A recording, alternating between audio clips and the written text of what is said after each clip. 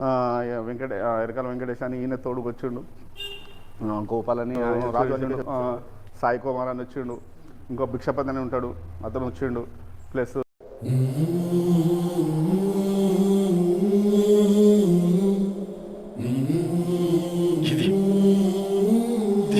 మాత్రమే వీళ్ళ నాన్నగారి పుణ్యాన ఇప్పుడు లేరు, మొన్న కొద్ది రోజుల క్రితం గతించారు. నాన్నగారి పుణ్యాన్ని ఈరోజు అంత పెద్ద అమ్మవారు మనందరం దర్శించుకుంటున్నాం అంటే ఆయన పుణ్యమే. వాళ్ళ కుమారుడు ఇప్పుడు మా కమిటీ సభ్యులు కొనసాగుతున్నటువంటి ఆ ఇంటి నేను ఒకనాడు ఏమీ లేకపోయినా తన స్వయం కృషితో ఎదిగి భగవంతుని మీద భక్తితో విగ్రహాన్ని కానుకగా ఇచ్చే స్థాయికి చేరుకున్నారు. ఆయన మంచి మనసే గుడ్ హార్ట్ మాకు శ్రీరామ రక్ష.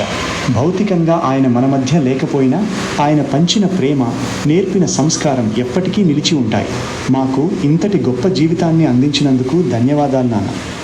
భీమని సాయి కుమార్ గారి వారసులుగా మేము ఎప్పుడూ గర్విస్తూనే ఉంటాం. ఇదే కదా నీ కథ, ముగింపులేనిదై సదా